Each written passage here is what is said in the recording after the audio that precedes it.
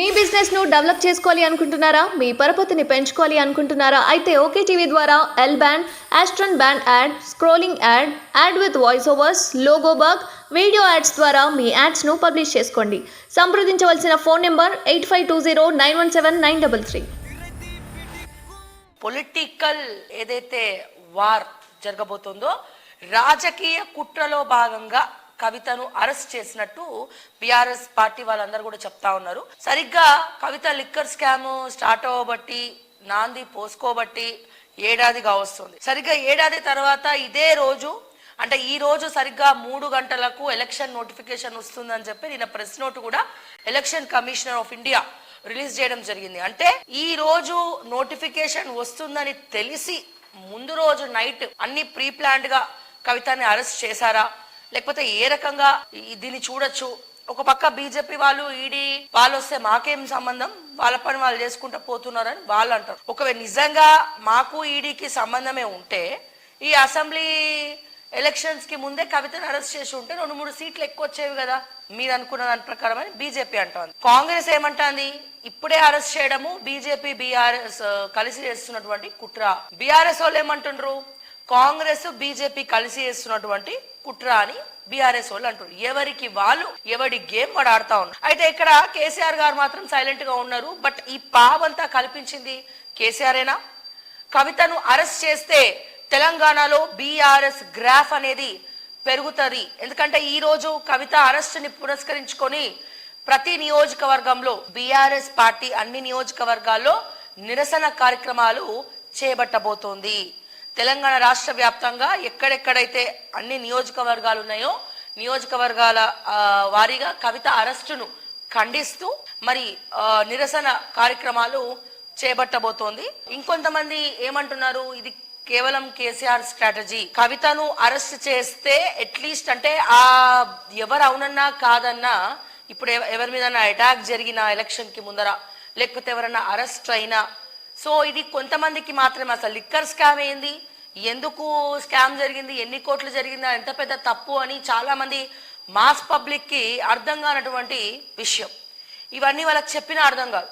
So వాళ్ళకి ఎవరైతే ఊర్లలో ఉంటారో ఎవరైతే కొంచెం ప్రాంతీయ పార్టీ మీద మమకారం ఉంటుందో సో వాళ్ళందరూ కూడా ఓట్లు బీఆర్ఎస్ కి వేసే అవకాశం ఉంది. అంటే ప్రాంతీయ పార్టీకి వేసే అవకాశం ఉంది. లేదా ఇప్పుడు బీఆర్ఎస్ కేసినా బీజేపీకి వేసినట్టే అన్న ప్రచారం కూడా జోరుగా జరుగుతుంది. కాబట్టి సో ఈ రకమైనటువంటి గ్రాఫ్ తెలంగాణలో పెరిగే అవకాశం ఉంది అని చెప్పి పెద్ద పెద్ద నిపుణులు చెప్తున్నారు. అయితే కవిత అరెస్ట్ అవుతుందని బీఆర్ఎస్ పార్టీ వర్గాలకు పెద్దలకు ఈ మన కేసీఆర్ గారికి వీళ్ళందరికీ కూడా ముందే తెలుసు.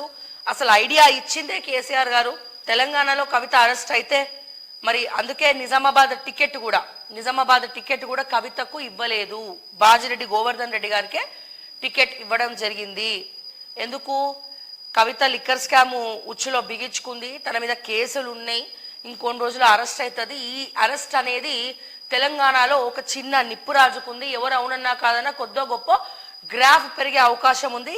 ప్రజలలో కొద్దిగా అరే ఆడబిడ్డను అరెస్ట్ చేసిర్రు, టైంలో మహిళను అరెస్ట్ చేసిర్రు, తిప్పలు పెట్టిండ్రు అని చెప్పి జాలి అనేది క్రియేట్ అవుతుంది. ఆ చిన్న జాలి చాలు అన్నట్టు ఇక్కడ కేసీఆర్ గారు పావును కదుపుతున్నట్టు కూడా చాలా మంది విశ్లేషిస్తున్నారు, చాలా మంది చెప్పుకొస్తా ఉన్నారు.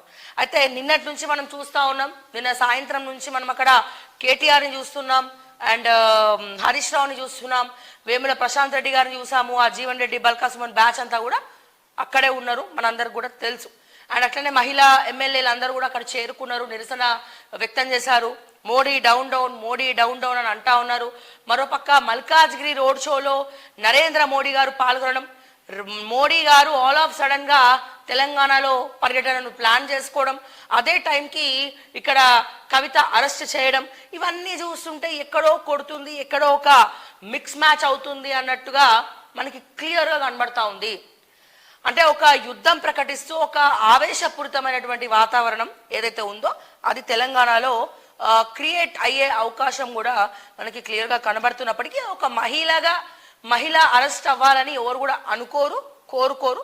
సో నేను కూడా కవిత మహిళ కాబట్టి నేను నా మాట అంటే కూడా చాలా మంది లేదు ఇది ఎప్పటి నుంచో జరుగుతుంది, ఇది వాళ్ళకి జరగాల్సిందే అని చెప్పి సో చాలా మంది మాట్లాడుతున్నప్పటికీ జనరల్గా ఇప్పుడు నేను ఎట్లయితే ఒక మహిళగా కొంచెం అరే ఆడబిడ్డ ఎందుకు అరెస్ట్ అయింది అన్నట్టుగా నేను ఆలోచించినట్టే నాలాగా ఆలోచించే వాళ్ళు సో చాలా మంది ఉన్నారు.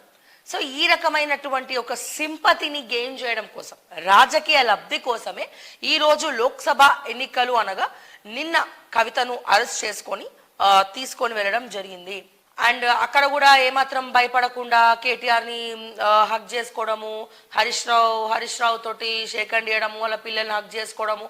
సో ఇదంతా కూడా ఒక అసలు ఏం జరిగింది లోపల ఈ 5.5 గంటలు కవిత ఇంట్లో మొత్తం తనిఖీలు చేయడం జరిగింది. తనిఖీలు తను ఎక్కడెక్కడ ఏమేమి స్థిరాస్తులు ఉన్నాయి, ఆస్తులు ఏమున్నాయి, కంపెనీలు ఏమున్నాయి, వాటికి సంబంధించినటువంటి పత్రాలు ఏంటి, తన అకౌంట్స్ ఆడిటింగ్ ఇవన్నీ కూడా మ్యాచ్ అవుతున్నాయా, ఈ లిక్కర్ స్కామ్లో ఏవైతే లిక్కర్ స్కామ్లో జరిగినటువంటి అమౌంట్ అంటే దాదాపు 20-30 కోట్లు చేతులు మారినాయి.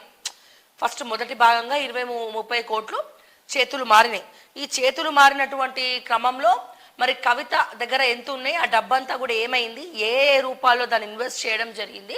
సో రకరకాలుగా ఒకేసారి ఎన్ఫోర్స్మెంట్ డైరెక్టర్ కావచ్చు, ఐటీ కావచ్చు, ఒకేసారి దాడి చేయడము, మనీ లాండరింగ్ గురించి కవితను ఎంక్వైరీ చేయడము.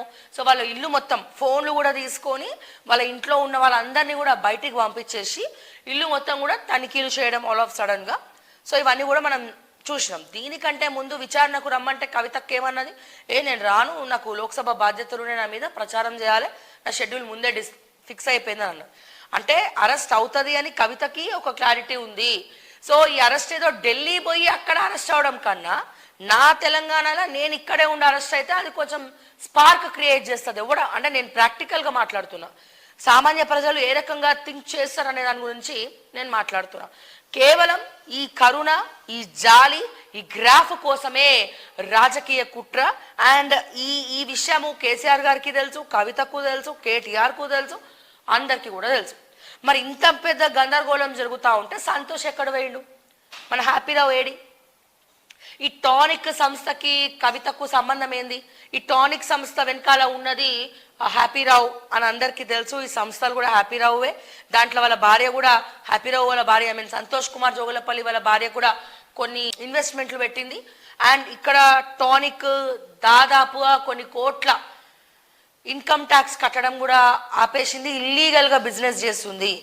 సో ఈ అసలు స్టోరీ ఏంటంటే మొన్న చూస్తే గత ఎన్నికలు, అసెంబ్లీ ఎన్నికల ముందు కూడా సంతోష్ కొద్దిగా దూరంగానే ఉన్నాడు, మళ్ళా ఎలక్షన్స్ తర్వాత జర దగ్గరైంది.